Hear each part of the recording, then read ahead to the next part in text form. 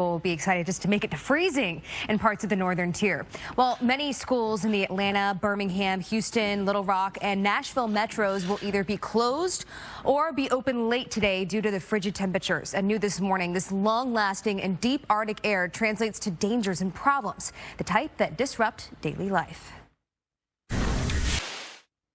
The high temperature in Nashville has been above freezing for 385 consecutive days. The fifth longest streak snapped on Tuesday when the high reached only 17 degrees. And you got the fun kind of cold in Nashville, right? That's where our virtual view technology takes me this morning into downtown Nashville, where we've got snow on the ground. Temperatures right now are near zero in Nashville, Tennessee. And that half foot plus of snow on the ground from Winter Storm Heather, it's not going anywhere today, despite it being much warmer, if you can call it that. Your high temperature will struggle to climb to the freezing mark as the Arctic air continues to settle across the south. Nashville, you saw more than your yearly average snowfall from just one system. Now that really deep freeze is taking over much of the south and the deep south, where we have a hard freeze warning, which you see in that dark purple color. That's where temperatures are going to stay 28 degrees or below for 2+ hours. That's impressive when you bring that kind of cold into the south.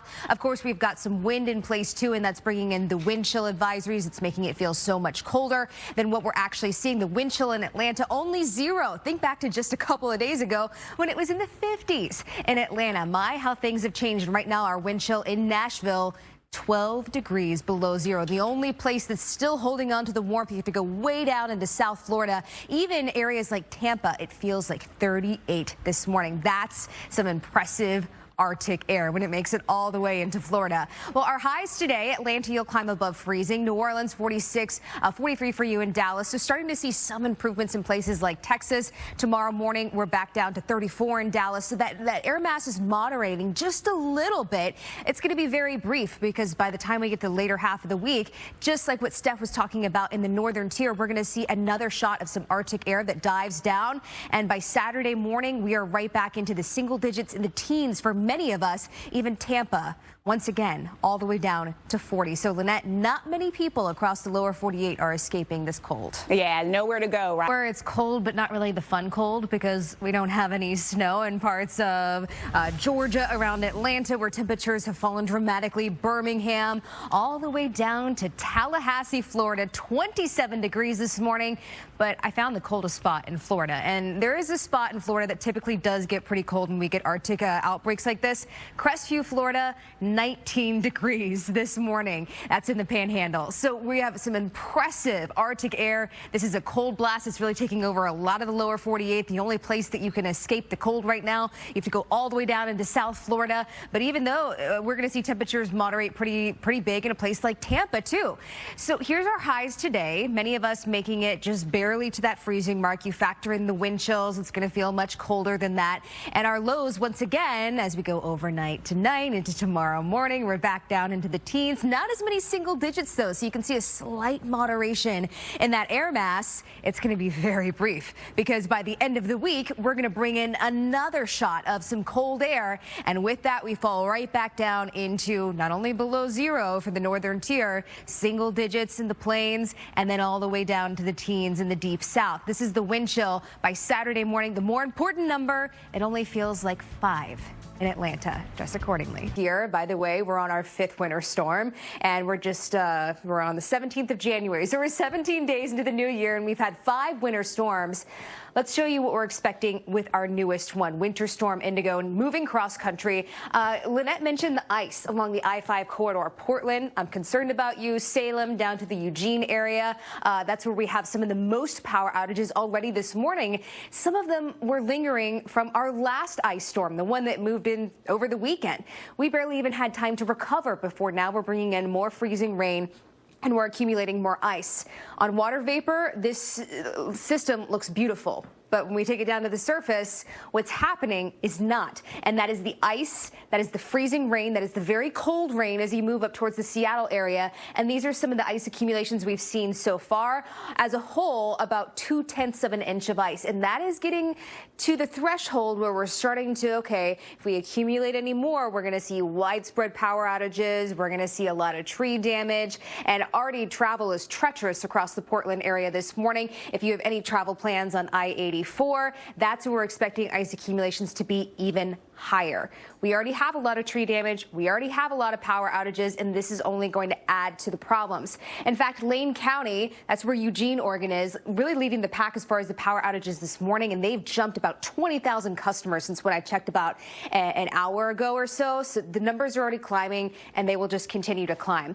Anywhere else, we're expecting, especially the higher elevations, of course, that's going to translate to snow, right? And it's been a great season so far in the Cascades, and we're going to put another potentially 1 to 2 feet of snow on top of what we've already seen, and that's really just adding to the great snowpack in parts of the Cascades. As we move this forward into the future, we're going to see a piece of energy that dives out from Canada combining with Winter Storm Indigo, and that's what's going to move across the Midwest and then eventually bringing another shot of some snow into the Northeast. Lynette? All right, Molly.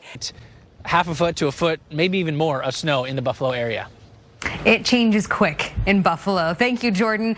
Well, it's going to be a sunny but day snowfall, but it wasn't just New York that broke their snowfall or their snowless streak, I should say. It was also Philly, Baltimore, Washington, D.C., and Baltimore actually got the most snow out of the 4. Here comes our next system. It's Winter Storm Indigo combining with a piece of energy that's dropping out of Canada, and that's going to bring us accumulating snow once again. Chicago, it's not going to be a lot over parts of the Ohio Valley.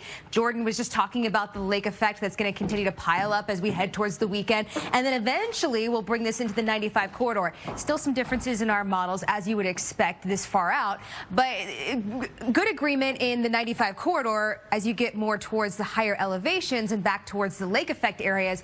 That's where we're seeing some bigger disagreements, basically disagreeing about how much snow we're going to see and some of the strength of this low pressure as it moves through.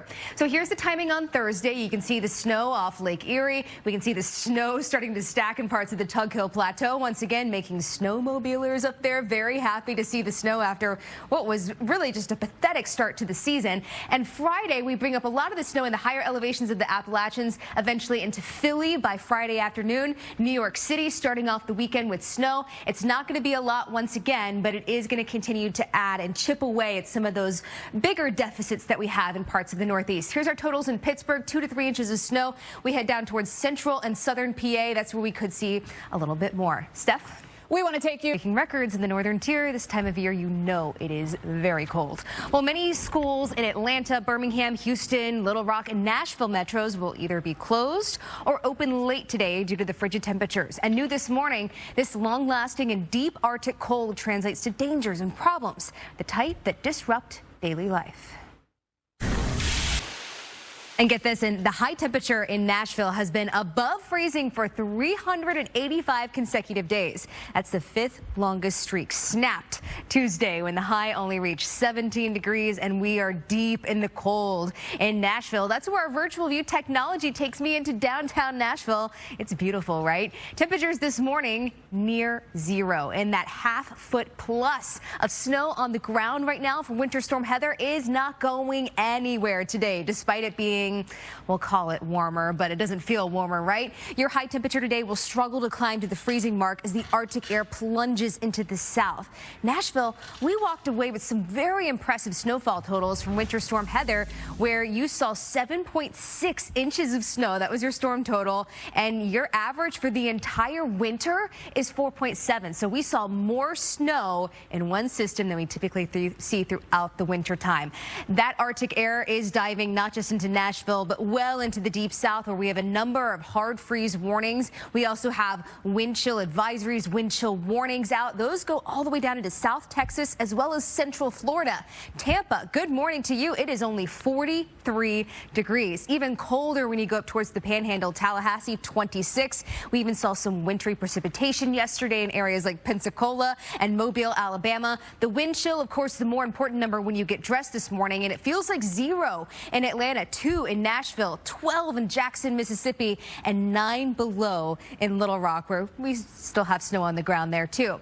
Our highs today will struggle to climb. Some of us making it above freezing. The farther north you go, the less likely you are to be above freezing, and especially if you have snow on the ground, acting like a refrigerator out there. Tomorrow morning, we're down into the teens and the 20s for a lot of us. Tampa, you're right back down into the 40s. Very cold by Florida standards. Our air mass is going to moderate just a little bit in the next couple of days, but we get to the end of the week, we see another shot of really cold Arctic air diving down, and by Saturday morning, Lynette, we are right back into the teens and the single digits. Yeah, you know, in the cold without any snow, and that's kind of the boring cold, if you will, especially in places like Atlanta, northern parts of Georgia. We were so close to seeing that wintry weather, but instead just got the cold, and now the wind chills are really the big deal this morning when a lot of us are stepping out the door. Atlanta, 14 degrees right now. Nashville, 2. But when you factor in the wind, you factor in what it feels like outside. These are the numbers that you need to dress for. 17 in Tallahassee. We've had the cold make it all the way down to the Gulf Coast. It's only 21. That's what it feels like for you in New Orleans. We'll see some improvements by this afternoon. A lot of sunshine today across the south. But because we stay so cold, the places that have snow, that snow is not going anywhere. A small warm up, and we'll put warm up in quotations because it's not going to feel a whole lot warmer over the next few days before we see our next blast of cold air that starts to move into the lower 48. It's not going to be the 40, 50, 60 below wind chills that we saw in parts of the northern tier last weekend, but it's still a good shot of cold air that's going to go from the northern tier all the way down once again to parts of the Gulf Coast as well as Florida. It's basically just reinforcing what we already have out there. And Sunday morning, here we go again, once again in the single digits and the teens, and even the 20s. Pick up, Lynette, because we do have an ice storm warning in that area. We also have a lot of winter weather alerts painting parts of the Pacific Northwest over into the Wasatch Range, even the Colorado Rockies getting some snow out of our latest winter storm. And you can see it there. It's very tightly wound as it really swirls its way into the areas like the Pacific Northwest. Most of us seeing snow at our higher elevations, as you would expect this time of year. A good dose of snowfall. It's around the Portland area. That's where we're concerned about the ice accumulations. But I want to put a little bit of good news in here, and the fact that we will see this eventually transition to all rain. So the ice accumulations, at least in the Portland area, will be limited by the rain. So far, it's been around 1/4 of an inch of ice or less for a lot of us, but that's right on the threshold of starting to cause some really big problems. And where we could see some higher ice accumulations, anywhere from 1/2 inch to 3/4 of an inch of ice, that's near the I-84 corridor. When you get into that range, you have a lot of tree damage, you have a lot of power outages, and of course you have travel troubles. We already had tree damage, we already had power outages from the ice storm over the weekend, so now we're just adding to those numbers. So far in Oregon, the outages, 87,000 customers, a little over that number without power right now, and we never even saw all of the power restored from the last ice storm. And of course, it's plenty cold in Portland too, so not having power when this wintry weather is coming through, not ideal. There's the transition to rain as we go throughout the day. And the good news out of this, the best news out of this system, is that we are adding to the snowpack in the Cascades. What a season it has been in the Cascades so far. It has been so impressive, and we're going to add potentially in some spots 2 feet to the totals we've already seen. Not a lot of snow in the Sierra Nevada out of this system, but portions of the Bitterroots over to the Wasatch Mountains and even down into the Colorado Rockies, especially the northern half of Colorado, seeing some great snow. Let's move this forward into the future because we're going to watch some energy from Canada combine with our winter storm, and that brings it now into the eastern third of the U.S., where we're going to see snow in the Ohio Valley. Eventually, we'll see some snow, maybe even in portions of the Mid-South, and this will wind its way at the 95 corridor, Steph, where we just broke some snow droughts, and we're going to add hopefully to chipping away at some of those deficits. We need a lot more, but we'll take... Especially along the 95 corridor is what's happening out west in, say, areas like the Pacific Northwest where we just saw the ice in Portland. That is the beginning of Winter Storm Indigo. Once we bring this into the Northeast, we're actually going to add to these totals that we just saw, which broke our snowless streak in 4 cities: Washington, D.C., Philly, Baltimore, and New York City. Here comes our next system swinging across parts of the Ohio Valley and then eventually winding its its way up the eastern seaboard as a low pressure system forms, and we will see snow once again on the 95 corridor. Still some disagreements in the models as far as how much snow, who sees the most snow, but pretty good agreements right there from Washington, D.C. up through New York City. Philly included in that. So let's get a timing on this, where we're going to bring snow into the Ohio Valley by Thursday. We're watching lake effect snow. We're going to join Jordan Steele here in Buffalo in just a few minutes, where the snow is already falling. It's going to continue to fall through the remainder of the week. And by week's end, we're going to end off the week and start off the weekend. Snow, Washington, D.C., Philly, Baltimore, New York City. Here's the snowfall amounts that we're looking at in a place like Pittsburgh, 2 to 3 inches of snow. You go to the higher elevations, Lynette, of course, you're going to look at a little bit more. All right, thank you. Forward to next week when our warm-up starts. Well, many schools in Atlanta, Birmingham, Houston, Little Rock, and Nashville metros will either be closed or open late today due to the frigid temperatures. And new this morning, this long-lasting and deep Arctic cold translates to dangers and problems, the type that disrupt daily life. Winter Storm Heather delivering all sorts of impressive stats. And how about this one? The high temperature in Nashville has been above freezing for 385 consecutive days. The 5th longest streak snapped Tuesday when the high only reached 17. Let's take you to Nashville, all courtesy of our virtual view technology, into downtown Nashville this morning, where temperatures are just around 0 degrees. That's it. That's it this morning. And with the half-foot plus of snow on the ground from Winter Storm Heather, it's not going anywhere today, despite it being warmer than what it was yesterday. Your high temperature will struggle to climb to the freezing mark as the Arctic air plunges into the south. And by the way, Nashville, you saw more than what you typically see snowfall for the entire year or the entire winter season in just one storm. Your storm total, 7.6 inches of snow. Hard freeze warnings, what you see in those dark purple colors, even some freeze warnings in areas like Cedar Key, Florida. The cold, it is really not holding back any punches to a lot of the lower 48. The only people really escaping the cold right now are portions of South Florida, and even that's cold by Florida standards, right? It's only 65 in Miami, 25 for you in Tallahassee. The coldest temperature I saw this morning in Florida, Crestview, 19 degrees, wind chill 11. That's always impressive when we can do that in the Florida Panhandle. Other places, it feels like 0 in Atlanta, 13 below our wind chill in Nashville, and those are the numbers that you need to dress for as you step out the door, because that's what's going to matter, what it feels like outside. As we get into this afternoon, we're going to struggle to make it to freezing in Nashville. Dallas seeing some improvements finally as we climb to 43. Tomorrow morning, not as cold as what we're seeing today. Lynette, we'll see some moderation of temperatures just a little bit for the next day or so, and then by the end of the week into the weekend, we are right back into the Arctic air. Places, Lynette, that they have the cold, but they don't have the snow, and that makes the cold sting just a little bit more, right? At least it does in my opinion. There's places like Atlanta, Birmingham, you were right on the edge of seeing that wintry precipitation, but it didn't quite make it there. Instead, we've got a bunch of wind chill advisories and wind chill warnings, not just for areas like the Ohio Valley, but all the way down in Texas and parts of Florida. Here's why. It's 25 in Tallahassee, but of course the more important number is what it feels like. And in Tallahassee, you're going to be dressing for 16 this morning. Believe it or not, the cold air has made it all the way down to the Gulf Coast. In New Orleans, it feels like 22, 16 for you in Corpus Christi. We will see some improvements this afternoon. The sun is out. However, where we have all of that snow on the ground, like in Nashville or in Memphis or Little Rock, we're going to stay plenty cold, and the snow is not going anywhere. We're going to see a slight moderation in temperatures, and I mean ever so slight. We'll see a small warm up before the end of the week, and then by Friday, right into the weekend, we'll see another push of some very cold Arctic air. This is not what we were seeing last weekend when we had 50 to 60 below in the northern tier, but it's still plenty cold by Saturday morning. Omaha, 30 below 0. That's your wind chill to start off the weekend.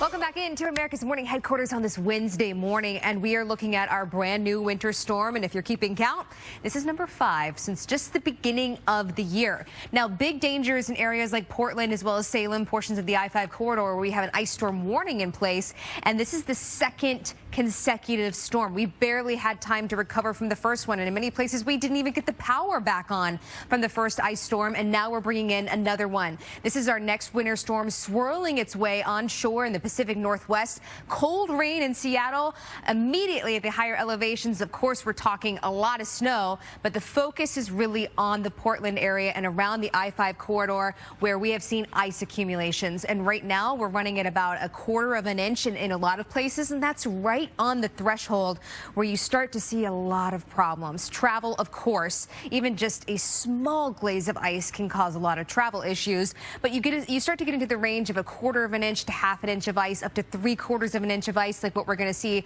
on the I-84 corridor. And that's when you start to see tree damage, widespread power outages, and those power outage numbers are already climbing this morning. Yesterday, I think we dipped to around 50,000 customers without power, and now we're back up to 85,000 customers and climbing because the ice is still accumulating. A little bit of good news, we will eventually transition into all rain, and that should put an end to some of those ice accumulations. But then we're going to see snow. This is the great part of the system, is that we are continuing to add to the snowpack in parts of the Cascades. So impressive so far this year.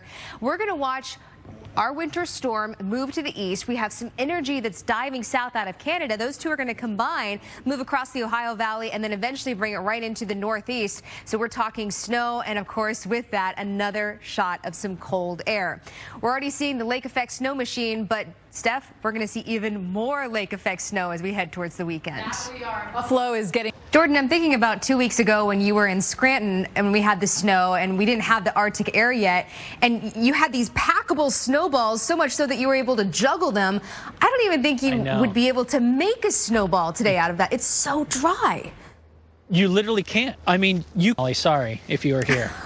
Well, I just know it wouldn't hurt if you did throw it at me. That's Jordan. true. It would. Thank you so much there in the snow in Buffalo. Well, it's going to be headquarters. Jackie Jarris was in Central Park, and her excitement was contagious, and she had all these dogs and kids running around her. Everyone's so happy to see the snow in Central Park in New York because it had been 701 days since we saw 1 inch of snow on one day.